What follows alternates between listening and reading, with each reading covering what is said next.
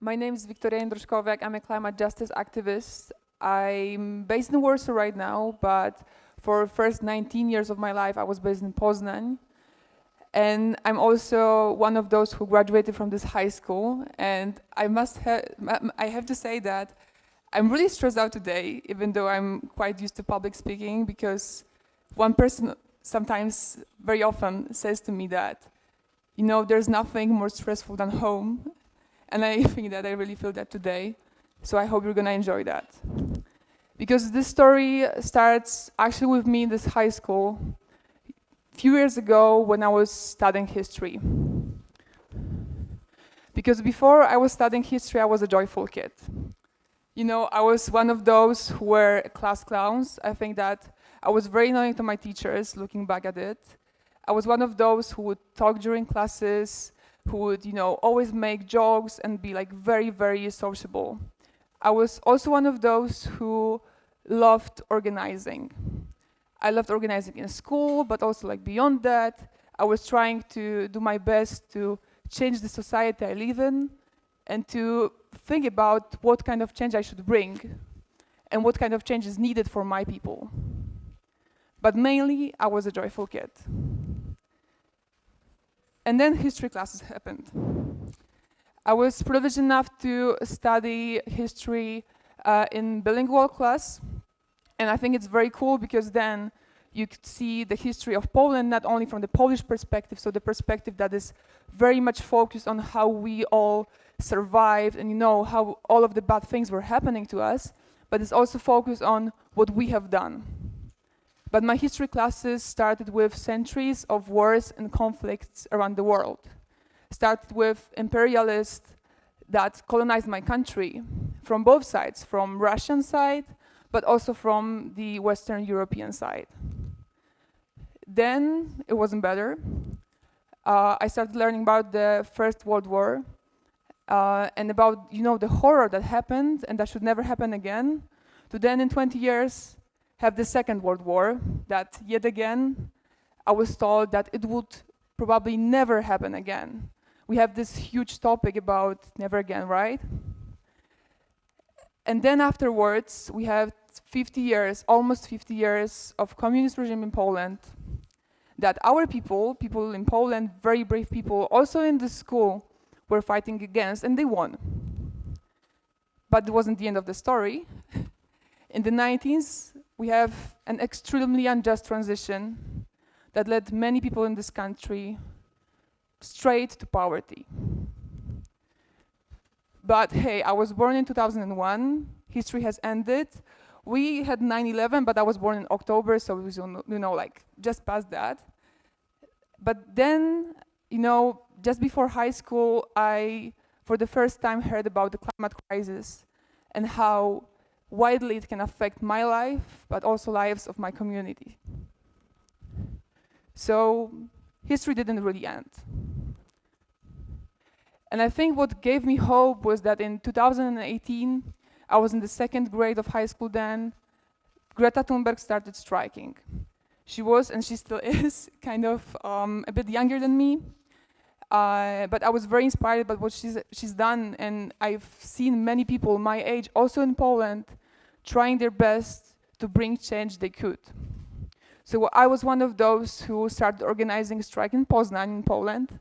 And, you know, in this cafeteria that you probably very often visit, I was, you know, just skipping classes sometimes and trying my best to organize a big strike in Poznań. And it was very, very stressful, but still I was a very joyful kid and I loved doing it.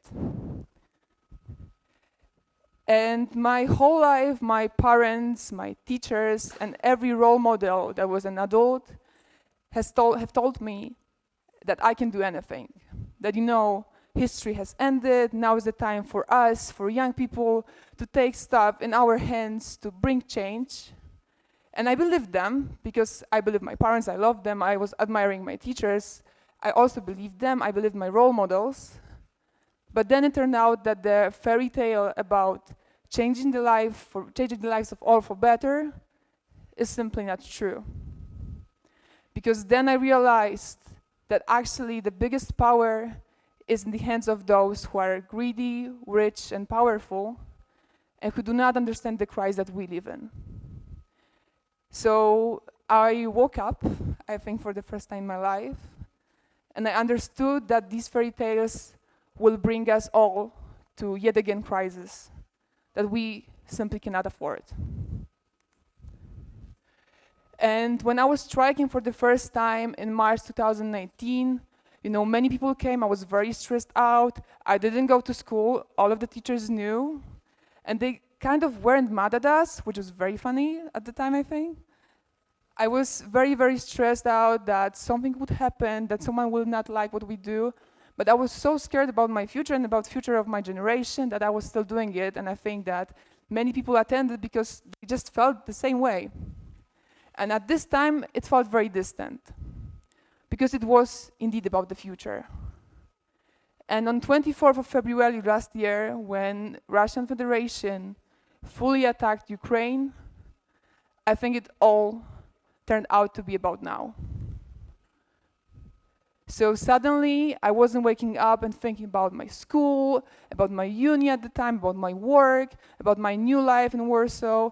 I was thinking about the fact that I'm waking up in the middle of the crisis, that I'm waking up in the world where my friends from Ukraine are, running to the shelters from the bombs that then I realized I also pay for. So I woke up again. Me and my friends, we were climate justice activists. We understood how crises look like. We knew fossil fuel companies, we knew politicians. We didn't trust them because they always lied to us.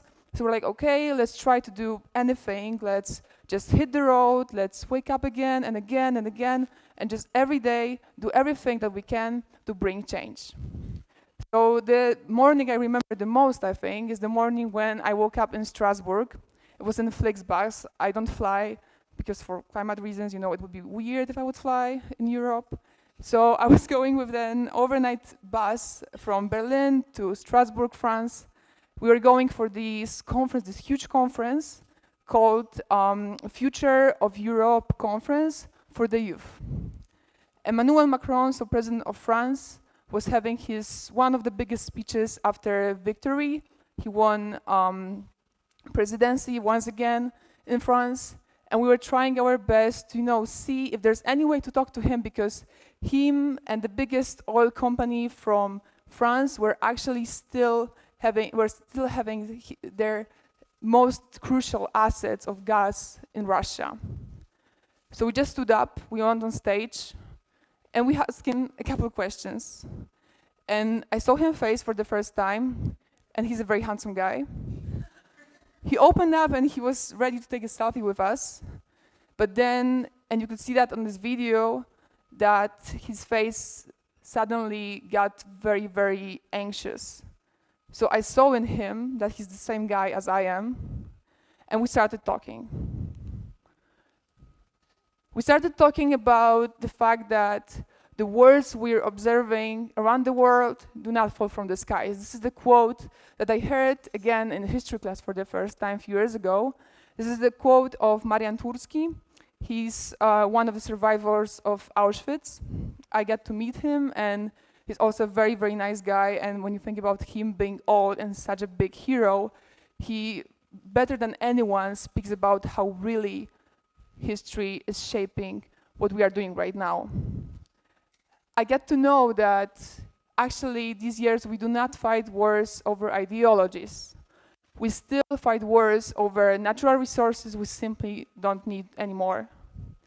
And when you think about it like that we're fighting wars and people are dying on the front lines for big, very big words like equality, democracy, and all of that, just because there are some guys who think that it's kind of important to attack other country in this very colonialist, imperialist way, just to make money out of it for him and his friends from fossil fuel companies, like, you have to get mad. So our demand was very simple and remains very simple, that we need a full embargo on all Russian fossil fuels. And with that you have no compromise. It's the same like with science. You cannot compromise with science. Politicians very often try to do that when they hear about yet another IPCC report about climate crisis. They try to do everything they can to see, some middle ground, some compromise they can have. Well, you cannot. It's physics, you cannot compromise with it. So together with our friends from Ukraine, we were spending all of the hours that we've had, that were free after our uni, and also during uni time, to just do our research on how we as climate activists can act around this war, because all of my friends, they were suddenly running to railway station, they were doing their best to support Ukrainians in every way they could. I was also doing that, I was making the sandwiches, but I thought, maybe there's some other way that I could help when I know perfectly how this war is being financed. Because we had this, privilege of knowledge that very often normal people didn't have, because they weren't so focused on energy crisis and all of these crises that are stemming from fossil fuel industry. But we knew that every crisis around the world since the end of the Second World War were directly connected to the oil price. But we knew that half of the money that Putin got and that Putin paid his army for fighting Ukrainians is directly from fossil fuels, from gas, oil, and coal that we still buy from him. And we looked at the numbers, and these are the numbers that I looked up today, that since the very first day of the full-scale Russian invasion in Ukraine, we paid 323 billion euro directly into Putin's hands. And out of that, 149 billion is the money that European Union member states paid. So you see all of these politicians who drive around Europe to different summits in their clothes that are, in Ukrainian flag, and yet they again pay for oil, coal, and gas from Putin.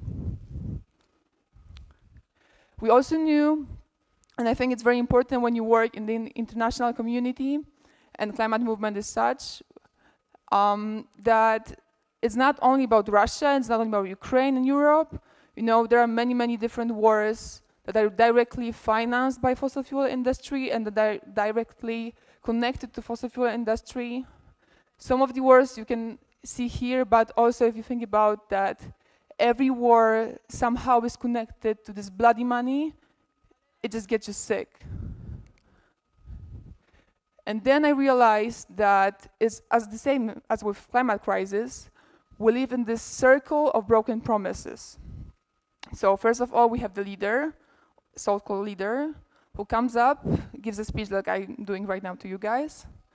They give a speech about many, many promises they want to give, many different reasons why they want to be a politician, why they want to be your leader.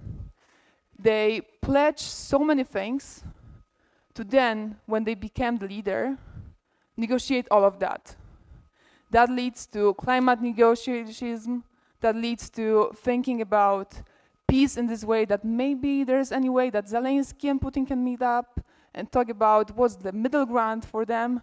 How can you talk about the middle ground in a country that is just being attacked without any reason? Then it leads to this feeling in societies that you cannot do anything because all of these bad things that are happening so much above you, and it's not true, because you can always just come up to Emmanuel Macron and ask him questions, and that leads to you feeling doomed. And I get that, because I think that climate activism is mainly about feeling doomed all the time, and it's mainly about, waking up every day, every single day, and trying to figure it out in your way, that what you're doing is so crucial for this world, that you cannot just simply ignore that.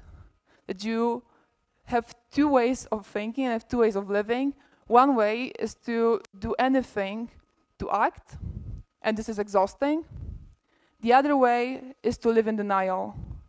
And believe me, activism is very exhausting, but denial is exhausting too. So I prefer to get exhausted while working on a better world for us all. Then I realized that maybe there's any way that we could somehow change some stuff, and like create this weird situation where we have overlapping crises that are all stemming from fossil fuel industry. So for example, we have the war in Ukraine, and as I said, Russia wouldn't have money to attack Ukraine without fossil fuels. Then we have climate crisis that is directly an outcome from burning and digging fossil fuels like there's no tomorrow, and fossil fuel industry still does that. Then we have energy crisis, and for example, when you look at last winter, 4 out of 5 Europeans had to choose between heating and eating, which is crazy, like that should never happen. And this is also directly from windfall profits that fossil fuel industry gathered during this winter. Then you think about, all of these like endings of the world that are happening around the world just because there is some CEO who decides for us. But what if all of these crises, when they have the same source, can be tackled also with the same solution? And that's not going to be a shocker that it is possible, because I think that there is no other way to tackle climate action, to tackle climate crisis, than to win both peace and climate justice at the same time. But what does it mean, and what can we exactly do? So first of all, we need to realize that there is no dictator, no matter if he's from Russia or UAE or Qatar, that can close the tap of the sun or of the wind. What happened last year was that very often many countries, including Poland, were drifting away from fossil fuels from Russia to then get addicted as all to fossil fuels from Qatar or UAE, for example. So it's the same as if you would think that, okay, let's say you're a drug addict, you're addicted to cocaine, and you decide to buy cocaine not from Adam, the dealer, but from Sam, the dealer. It doesn't change anything. You're still addicted, and you still pay for drugs. So we decided to show the world that there are 3 things that we need to do. First of all, we need to create a just transition for us all towards renewables.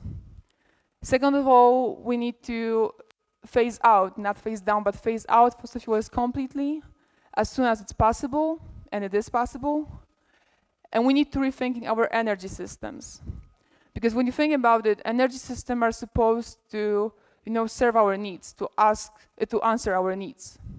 What energy systems do now is heating not our homes, but the planet, is answering not our needs, but the dreams of CEOs still being attached to dictators and oligarchs from petrostates. But we can change that by voting. It doesn't matter for who, it matters that you do that.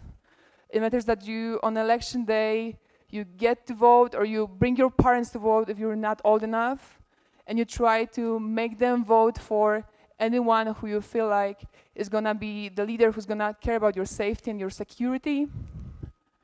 Second of all, it's opposing every new oil, gas, and coal infrastructure, because everything from International Energy Agency, so this conservative body of experts on economic situations, to IPCC advisory body for the UN, so most important climate scientists tell us that we just simply don't need any new gas, oil, and coal. And I think this is the last chance to do that. When you think about any new investment, just oppose it. And the third thing that I did, many of people from this school did that and are still doing that, is joining a movement, because I think we desperately need you all. And joining a movement doesn't require you to drop out from uni or drop out from school. Don't do that. But it requires you to somehow add some change to your life. That is not about, shifting from plastic to reusable cups, or is not, something that you can do on your daily life, but it's something you can do collectively to create change.